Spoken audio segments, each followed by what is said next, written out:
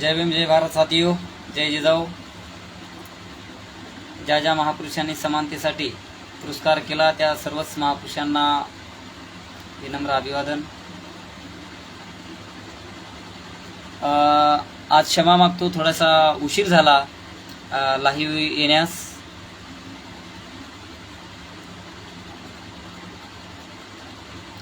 लवकरच आपण सुरुवात करणार आहोत.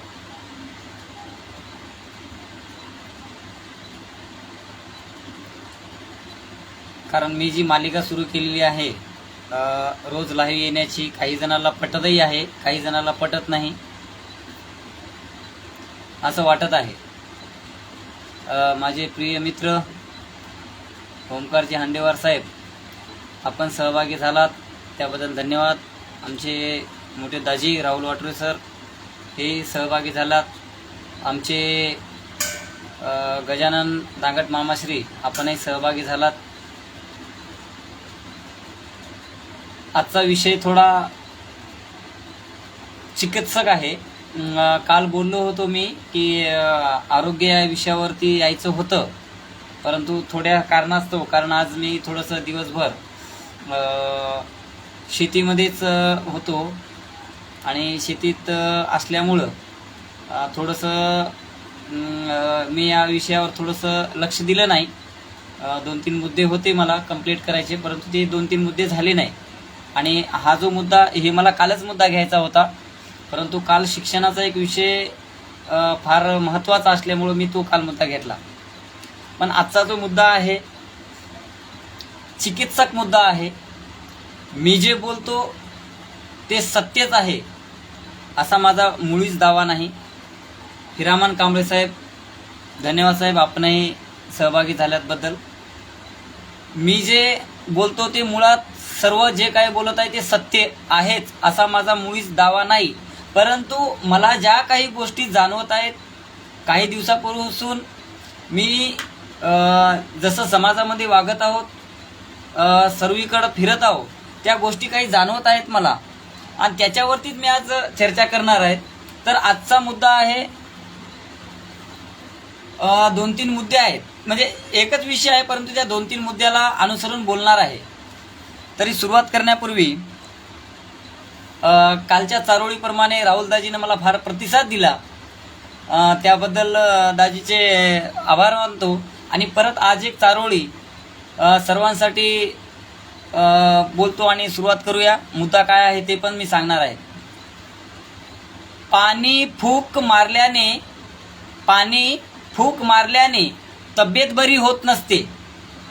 पाणी फूक मारल्याने तब्येत बरी होत नसते आणि जिंदगीची हर परीक्षा घरी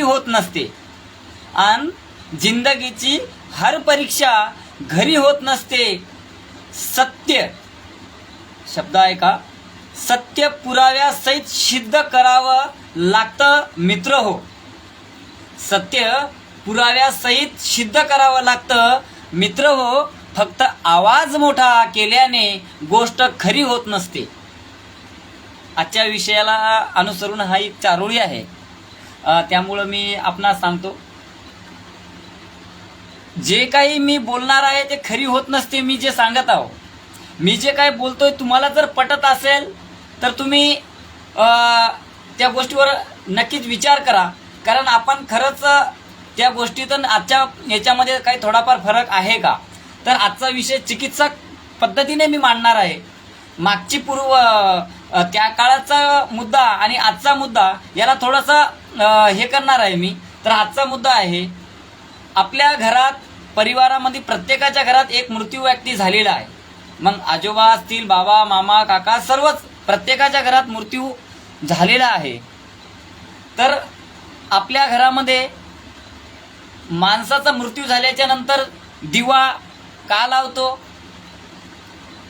गौरी घरून स्मशानभूमीमध्ये का नेतो, मडक्यात आपण जे रात्रभर किंवा दिवसभर जाळलेली राख का नेतो, आणि ज्या वेळेस घरातला एखादा व्यक्ती वारते आणि त्या घरामधील एका मोठ्या व्यक्तीच्या अंगावरती घोंगडी दिल्या जात होती, तर ती घोंगडी देण्यामागचंही कारण काय असू शकतं या 4 गोष्टीवर आपण चर्चा करणार आहोत.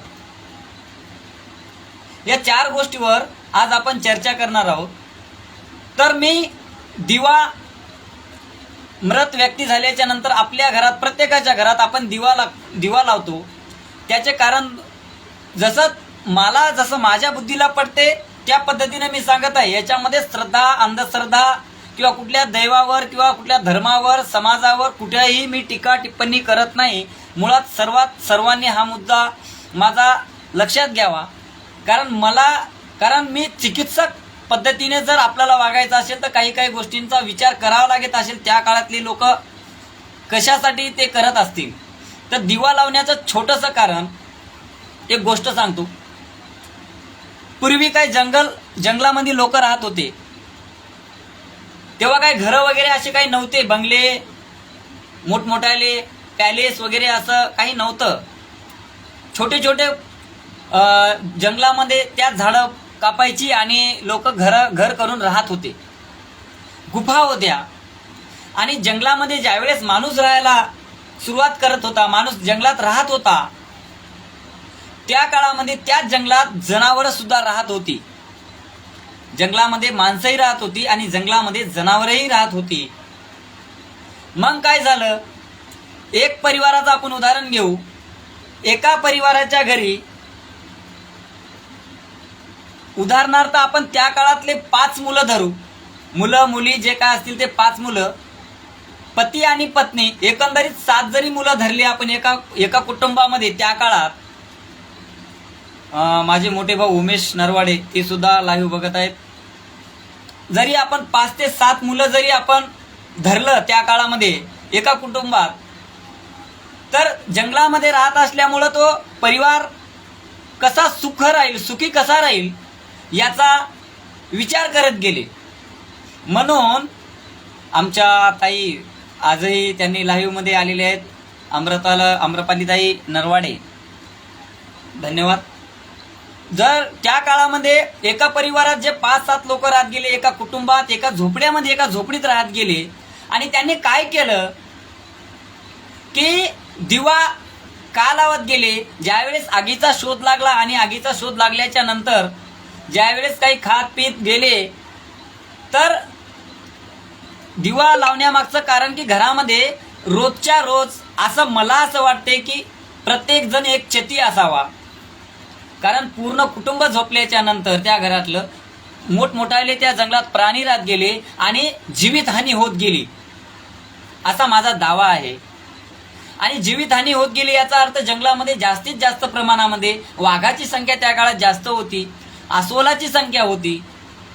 आणि अस्वल झालं, वाघ झालं, थोडासा जाळाला म्हणजेच आगीला घाबरतो असं त्या काळातल्या लोकांना जेव्हा जाणवू लागलं, मग त्यांनी काय सुरुवात केली की घराच्या बाहेर एक दिवा, म्हणजे आताचा दिवा पण त्या काळामध्ये एवढा समजा एखादा लाकूड, त्याला अग्नी डाग द्यायचे आणि ते रात्रभर लाकूड जाळत गेले, जेणेकरून त्याच्या घराच्या आजूबाजूला कुठलाही वन्य प्राणी जंगलातला फिरकू नये आणि घरात परिवारात जे मुलं बाळ झोपलेले आहेत त्यांची निवांत झोप व्हावी. त्याच उद्देशानं ते दिवा लावत गेले. हा माझा अनालाइज, माझा विचार म्हणते. म्हणजे आजचा दिवा म्हणजे त्या काळातला जाळ, मोठं एखादा खोड, आपल्या भाषेत खोड लावून ते जाळ लावत गेले आणि त्या परिवाराला एक सेफ्टी मिळावी. आणि एक व्यक्ती तो जतन राहत गेला की बा आपला परिवार सुखी राहिला. म्हणजे सर्वीकडेच हीच पोझिशन होती. पण एके दिवशी काय झाला असेल, दिवा आपण मेल्याच्या नंतर लावतो, जिवंतपणी लावत नाही. बरोबर आहे? दिवा आपण मेल्याच्या नंतर लावतो, जिवंतपणी लावत नाही. म्हणजे आधी लोक काय करत गेले, दिवा जिवंतपणी लावत गेले नाही. लक्षात घ्या, जिवंतपणी लावत गेले. कारण एक माणूस जिवंत राहायचा म्हणजे झोपायचा नाही आणि सर्व कुटुंब झोपायचं. मग 2-4 तासाच्या नंतर ते कदाचित त्यांची चैन पद्धत असेल, साखळी पद्धत, चैन पद्धत असं मला वाटते. मग एके दिवशी एका कुटुंबामध्ये दिवा लावला नाही आणि दिवा लावला नाही त्याच दिवशी त्याच घरामध्ये वन्य प्राण्यांनी त्या घरावर हमला केला. आणि त्या घरातला एक व्यक्ती प्राण्यांनी घेऊन गेला, शिकार झाली आणि तेव्हापासून त्या गावात अशी चर्चा झाली की या घरात दिवा लावला नाही, या घरात दिवा लावला नाही म्हणून या घरातला मृत्यू झाला. म्हणजे दिव्याला एवढं महत्व दिलं. म्हणून तेव्हापासून आजही आपण देवासमोर जे दिवा लावतो हे काय आपण देवाला लावत नाही. त्या काळात जशी प्रथा चालत आली त्यामुळे आपण तो दिवा, म्हणजे आता जे आपण मेणबत्ती असेल, दिवा असेल, त्या काळाचा जाळ असेल, आपण घरात लावण्यामागचं कारण की त्या घरात दिवा नाही लावल्यामुळं घरात अपशगुन झाला आणि आपल्या घरात अपशगुन होऊ नये, वन्य प्राण्यांनी आपल्या मुलाबाळांची हत्या करू नये म्हणून त्यांनी दिवा लावायला सुरुवात केली. म्हणून आपण प्रत्येकाच्या घरामध्ये आज आपण जे दिवा लावतो हे त्याचं कारण असू शकतं. मी दावा करत नाही, परंतु एक माझा अंदाज म्हणतो की तसं कारण असू शकतं. म्हणून ते लोक चिकित्सक होते त्या काळचे सुद्धा. म्हणून आज आपण चिकित्सक नाही आहोत. आपण आजही बघा, हजारो वर्षापूर्वी पुस्तकं लिहिलेले आमचे वाटोरे भाऊजी, धन्यवाद. त्या काळात जे हजारो वर्षापूर्वीचे पुस्तके लिहिले आजही आपण त्याच्यावरच चिंतन करत आहोत, आपण त्याच्यावरच चालत आहोत. म्हणजे ते एवढे चिकित्सक लोक होते. त्याच्यानंतर दिवा लावण्यामागचं ते कारण असू शकतं.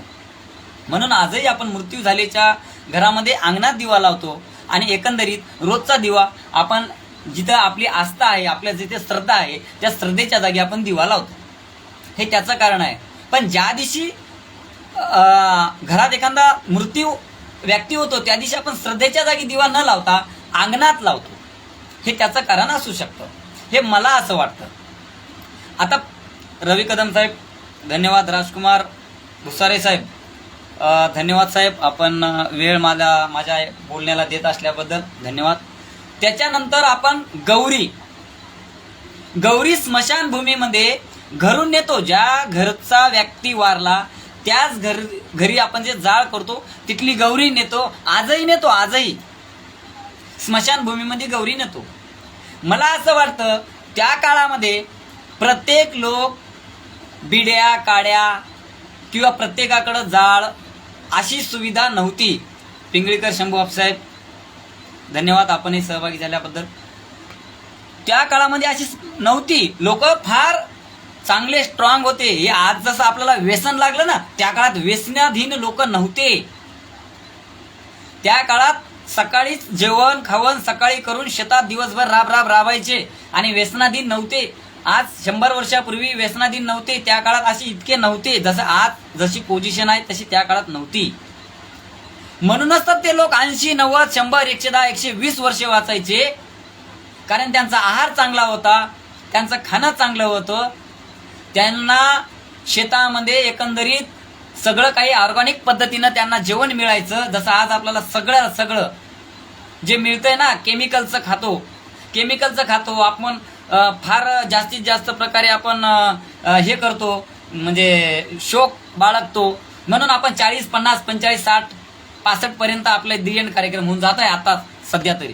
पण आजही आपले आजे जिवंत आहेत, पण नातू जात आहेत तिकडं. कारण आज्यांचं खाणं त्यावेळेस चांगलं होतं आणि आजही त्याच पद्धतीने आजही खातात. उदाहरण द्यायचं म्हणलं तर तुम्हाला अतिशयोक्ती वाटेल, परंतु आजही आमचे राहुल दाजीचे वडील आजही तूप पोळी आजही खातात. म्हणजे ते आजही स्ट्रॉंग आहेत.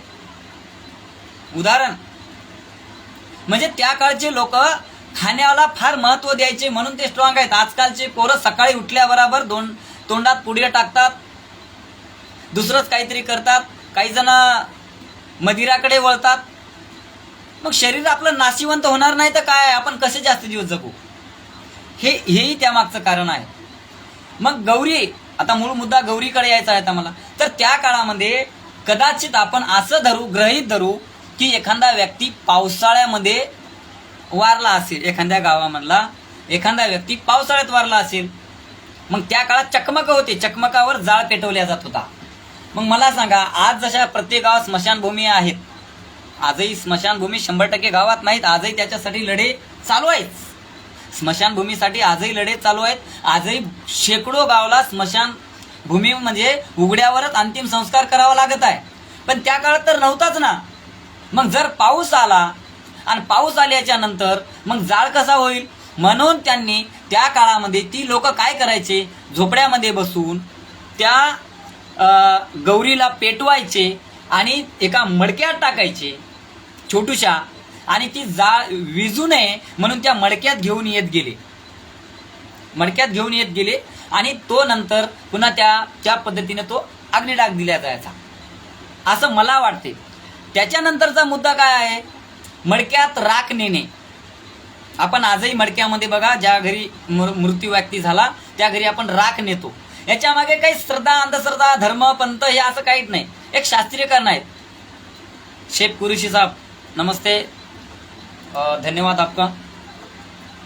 मला काय म्हणायचं आहे, ज्या मडक्यामध्ये राख आपण नेतो गेलो अग्नी, ते आपण का नेतो, कारण ज्या कुटुंबातील एखादा व्यक्ती मृत झाला तर त्या परिसरातील सर्वच लोक गोडी असल्यामुळे सर्व लोक स्मशानभूमीमध्ये जात गेले. स्मशानभूमीमध्ये गेल्याच्या नंतर जर कदाचित त्या काळातले घर साधे होते, पाचटीचे होते, व्हरक्याचे होते, झाडाझुडपाचे बांधलेले होते, सर्व स्मशानभूमीमध्ये आल्याच्या नंतर जर कदाचित हवा वगैरे काही लागून एखाद्या घरावरती तो अग्नी जाईल, पेट धरल, गावाचा वणवा होईल, त्या कारणाने त्या मडक्यामध्ये ती राख आणत असतील असा माझा अंदाज आहे. याला धार्मिक वगैरे काही असं मला म्हणता येणार नाही. तर त्या कारणामुळे ते आणत असतील मडक्यामध्ये अग्नी टाकून, आणि त्याच्यानंतर आपल्या घरातील एखादा व्यक्ती वारल्याच्या नंतर घोंगडी देत गेले. त्या काळामध्ये घोंगडी का देत गेले असतील, कारण जर घरातला एखादा व्यक्ती, मोठा व्यक्ती जर दगावला आणि काही कारणाने दगावला असेल, किरण वाटरे साहेब जय भीम, जर दगावला असेल तर त्याचा जे घरातला कर्ता माणूस होता ना, त्याच्या हृदयाला काही वेदना झाल्या असतील, त्यांनी संभाषण केलेले असेल, लहानाचे मोठे सोबत झालेले असतात, कोणाचा वडील असेल, कोणाचा भाऊ असेल, कोणाचा मामा, नात्यातून कोणतरी असतो, मग त्याच्या वेदना खूप, तो त्यावेळेस बिमार पडायचे लोक, आणि मग ह्या घटना झाल्याच्या नंतर पुन्हा दवाखान्यात कुठं ना कुठं तरी एखाद्या वैद्याजवळ न्यावा लागायचं. म्हणून त्याला काही होऊ नये, ताप येऊ नये, हिव वाजू नये म्हणून त्या काळामध्ये ती घोंगडी त्याच्या डोक्यावरती ठेवून त्याला तांब्या, हे मुळात तांब्या आहे की नाही, मृत झालेल्या व्यक्तीला पाणी पाजवणे किंवा जे माणूस सोबत ज्याच्या तांब्या होता त्याला पिण्यासाठी नेणे, याच्यावर अजून संशोधन होणं बाकी आहे असं तर मला वाटतं. या विषयावरती आपण मृत व्यक्तींना पाणी पाजवतो, हे चुकीचं आहे का योग्य आहे, याच्यावर फार मोठा विषय असू शकतो. हे आता इथे तुम्ही ठरवायचं, पाजवायचं का जिवंत माणसाला पाजवायचं, मृत झालेल्या व्यक्तींना आपण पाजवणं योग्य आहे का. आणि सर्वात महत्वाचं, एखाद्या घरी व्यक्ती वारलेला आपण त्याला आणतो कपडे. जिवंत असल्याच्या नंतर माझे आजोबा वारले होते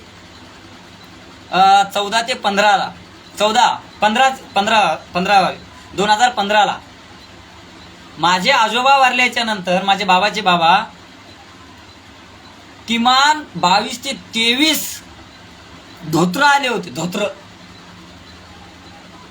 सगळे 100, 150, 200, 250 रुपयाचे धोत्र, 100 रुपयाचे धोत्र होते. त्याच्यातले मी 7-8 धोत्र ठेवून दिले होते लपून. हे लोक काय करू लागले, पुन्हा म्हणले नाही, म्हणले तिकडं द्यावं लागते, घरात ठेवता येत नाही. म्हणलो काहीच होत नाही, म्हणलो इतके दिवस चाललं म्हणलो माझ्या घरामध्ये, याच्यानं काय होणार आहे. म्हणलं माझ्या बापूचं 3 एकर वावर आहे, हे कोणाला द्यायचं म्हणलं. मग सोनं, आणि नंतर काय म्हणले की बुवा दातामध्ये, तोंडामध्ये सोनं टाकावं लागते, त्याला सुनाचं सोनं लागते म्हणले. मोठ्या सुनाचं किंवा लहान्या सुनाचं, कोणातरी एका सुनाचं सोनं टाकावं लागते म्हणले. मी विचार केला, कारण मी चळवळीतला पोरगा, मी हे गोष्ट मान्य करू शकत नाही. मग माझ्या वडिलाची मावशी आली आणि मावशी मला म्हणाली सगळ्यांना, नाही नाही म्हणे सुनाचं टाकावं लागते. तर मग त्यावेळेस मी असं म्हणलो होतो की तुम्ही सुद्धा रिलेटिव्ह आहात, तुमच्याही गळ्यामध्ये सोनं नाणं आहे, मग तुम्ही जर जवळचे असाल तुम्ही पण एखादा टाका ना त्याच्यामध्ये. सुनतच असं काय? तर नाही म्हणे तुम्ही शेताचे मालक आहेत त्याच्यामुळं टाकावं लागते. अरे बापरे म्हणलं, हे कटला, हे नियोजन काय आहे, कसं काय? हे मी डोक्यातून काढून टाकलं, ते विषय होऊ दिला नाही मी. आणि मला एक विनंती करायची आहे, याच्यानंतर जर कोणाच्या घरी व्यक्ती मृत पावला असेल, तुम्ही 15-20 लुगडे त्याला ते आणून काय फायदा हो? जिवंतपणे तुम्ही त्याला नेऊन द्या, त्याला खारीक द्या, खोबरं द्या. त्या जर ज्या घरातला व्यक्ती असेल एखादा बिमार, तुम्ही त्याला खाऊ पिऊ घाला. पण मृत झाल्याच्या नंतर काय नेऊन काय फायदा? तुम्ही बरं न्यायालयाले कपडे काय व्हायलेत? आपण न्यायालयाले कपडे पूर्णला पूर्ण स्मशानभूमीमध्ये त्याच अग्नीमध्ये जाळून टाकायलो ना. तुम्ही घरी बी ठेवू देणार आले नाही, शेवटचं आहे तिकडे द्यावं लागते. अहो काय पद्धत? आपण सुधारलो पाहिजे आणि याच्यावर कोणी ना कोणीतरी बोललं पाहिजे असं मला वाटते. आता भले माझा विरोध लोक करतील, भरपूर विरोध करतील. आदरणीय DS पायकराव साहेब येळंकर, आमचे वकील, माझे मार्गदर्शक साहेब, आपण सहभागी झालात त्याबद्दल धन्यवाद साहेब. जय भीम. मला असं वाटते की आपल्या आई वडिलांना मृत झाल्याच्या नंतर जर 1000 लोक जीव घालण्यापेक्षा 1000 गुणिले एक माणूस जर एका दिवशी किती लागत तितकी जर आपल्या आई वडिलांना जर खाऊ घालला तर 4 वर्ष जगतील तुमच्या नाना, लेकराला खाऊ पिऊ घालतील, तुमच्या लेकरं खेळवतील असं मला वाटते. कुठलाही कार्यक्रम श्रीमंतांनी जरूर काय खर्च करायचा ते करावा. माझं पहिलेपासून बोलणं गरिबावर आहे, माझं पहिलेपासून बोलणं गरिबावर आहे आणि मी गरिबासाठीच बोलतो. मला तुम्ही विरोध केला तरी चालेल, ज्याला समर्थन करायचं त्याने जबरदस्त समर्थन करा. मला बोलायचं मी आणि इथून मी बोलणारच आहे. कोणाला पटो अथवा न पटो, जे काय मला मुद्दे मांडायचे ते मी मांडणार आहे. तुम्ही कपडे, माझ्या घरी उदाहरण सांगतो, उद्या मी जरी मृत झालो, माझ्या मित्रांना सर्वांना विनंती करतो, एकही कोणीच रुपयाचं काही आणू नका तुम्ही. माझ्या घरच्यांनी जरी काही कपडा आणला ना त्याच्यावर नेलं तरी चालेल, पण कोणीच आणू नका. माझ्या पाहुण्यांना सुद्धा मी हेच सांगतो आणि या फेसबुकच्या माझे भरपूर पाहुणे आहेत. माझ्या घरी म्हणा किंवा माझ्या समक्ष जरी एखादा माझा रिलेटिव्ह जरी गेला तरी मी नेणार नाही. वेळ प्रसंगी मी त्यांना पैसे देईल, 1000-500 जे काय माझ्या अवकातीनुसार मी 50-100 मी देईल, पण हे असे फाजील शोक नेणार नाही, हे फाजील गोष्टी नेणार नाही. दुसरं एक सर्वात महत्वाचं, स्मशानभूमीमध्ये गेल्याच्या नंतर आपण फुलं, मृत व्यक्ती झाल्याच्या नंतर आपण ज्या घरी मृत व्यक्ती झाला त्या घरी आपण तिथले काही लोक, कार्यकर्ते, नेते, आपण जे काय बरेच जण फुलंही आणतो आणि आपण सगळ्यांना फुलं देतो. आणि ते फुलं काय करतो, आपण फुलं घेतो, त्रिशरण पंचशीला घेतो बुद्ध धर्मामध्ये, सॉरी इतरांना नाही, बुद्ध धर्मामध्ये, आणि ती फुलं आपण जागेवर टाकून देतो. त्या फुलाचं महत्व काय? आपण नेमकं ते फुलं घ्यायलो कशासाठी? 400-500 रुपयाची फुलं आणायलो. 400-500 रुपयात जर एखाद्या घरात, माफी मागून तुम्हाला एक प्रश्न म्हणजे एक विचारतो, जर एखाद्या घरात आपला आजा असेल, बाबा असेल, भाऊ असेल, एखाद्या व्याधीनं जर त्रस्त झाला असेल, बिमार पडला असेल, तर तुम्ही त्याच 400-500 रुपयाचे काही भारी भारीचे सेंट आणा आणि तुम्ही त्या व्यक्तीच्या अंगावरती टाका. जेणेकरून आजकाल बघा बऱ्याच जागी आपण मैतीलाही जात असतो, परत 80% लोक तोंडाला नाकाला बांधत आहेत, मृत व्यक्तीजवळ जायला तयार नाहीत. का? त्या माणसाचा दुर्गंध येत आहे. पण त्या घरचे लोक सगळा खर्च करतील किंवा आजूबाजूचे मित्रही ऐक नाही, मोठमोठाले हार घेऊन येतील, पण एखादा सेंटरची बॉटल आणत नाही. त्यातला मी सुद्धा आहे, तुम्हालाच का म्हणा, त्यातला मी सुद्धा आहे. हे माझ्या डोक्यात विचार येत नाही, पण मी आता करायला लागलो. येणाऱ्या काळात या मी माझ्या पद्धतीने मी चालवणार. मी ज्या ज्या काय गोष्टी करणार आहे मी चालवणार. मला जसं पटते तसं मी करत राहणार आणि सुरुवात करणार. मी फुलं नेणार नाही, फुलं नेऊन फायदा नाही. असंही आपण त्रिशरण पंचशील घेतो, इतर धर्मामध्ये आरती घेतात, बेलफूल वाहतात, ते बेल आणल्याच्या नंतर दुसरीकडनं टाकतात, ते बेल त्या याच्यावर टाकतात, आपल्या सरणावरती, सॉरी, आपली क्षमा मागतो. लाईट गेल्यामुळं मी आजचं संभाषण इथंच थांबवतो. जे सहभागी झाल्याबद्दल सर्वांचं, आमचे वंचित बहुजन आघाडीचे माजी तालुका अध्यक्ष आदरणीय देवानंदजी पायकराव साहेब, आपणही सहभागी झालात त्याबद्दल आपलेही मनापासून आभार व्यक्त करतो. माझे भाऊ सुशांत कांबळे, विकास आरडे साहेब, माझ्या गावचे माझे मित्र, आपणही सहभागी झाल्यात त्याबद्दल धन्यवाद. मला बोलायचं होतं पण मला उरलेला विषय मी उद्याला करेन दुसऱ्या विषयावरती. परंतु सगळ्यांना हात जोडून विनंती करतो की आपण, माझं पहिलेपासून म्हणणं आहे की आवाढव्य जे आपण खर्च करतोय त्या खर्चाला कुठं ना कुठं तरी आळा बसला पाहिजे आणि आपला जो पैसा आहे तो योग्य जागी गेला पाहिजे, असंच मला वाटते. हो सर, लाईट गेली होती, आली. आता ही लाईट आपल्या हातात नाही आहे. नाही, मला सांगायचं एकच आहे की आपण ज्या ज्या गोष्टी काही करणार आहोत त्या गोष्टी आपण स्वतःपासून सुरुवात केली पाहिजे असं मला वाटते. आणि शेवटी जाता जाता 2 ओळी गातो आणि थांबतो.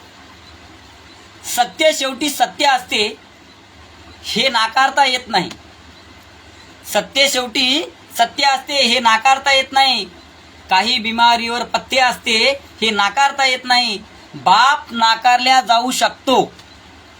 शब्द ऐका, आदरणीय पायकराव सर, आमचे अध्यक्ष साहेब देवानंदजी पायकराव सर, राहुल वाटरे सर, याच्यावर तुम्ही कमेंट करावा अशी माझी इच्छा आहे.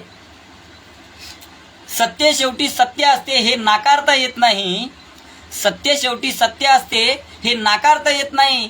काही बिमारीवर पथ्य असते हे नाकारता येत नाही. बाप नाकारल्या जाऊ शकतो कुठे काही अंशता. बाप नाकारल्या जाऊ शकतो कुठे काही अंशता, पण आईमुळे अपत्य असते हे नाकारता येत नाही. हे नाकारता येत नाही. जय भीम, जय जिजाऊ, धन्यवाद.